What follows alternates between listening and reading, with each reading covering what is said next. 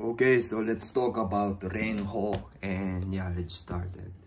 So Renho, you can achieve this if you're not a is or a dealer hand or Oya in Japanese. So the parents is the one who gonna throw the discard the first card, the first tile. If you somehow on Tenpai on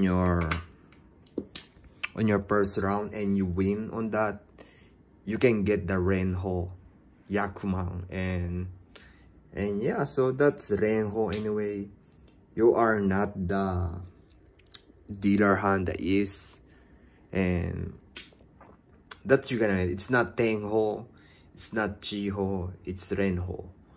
You should remember that, because Tenho is on your dealer's hand. You have already 14 hands, and the Renho is the, you're not the dealer hands. If somebody throw the winning hands and you win on that, that's Renho. And yeah, see you next video.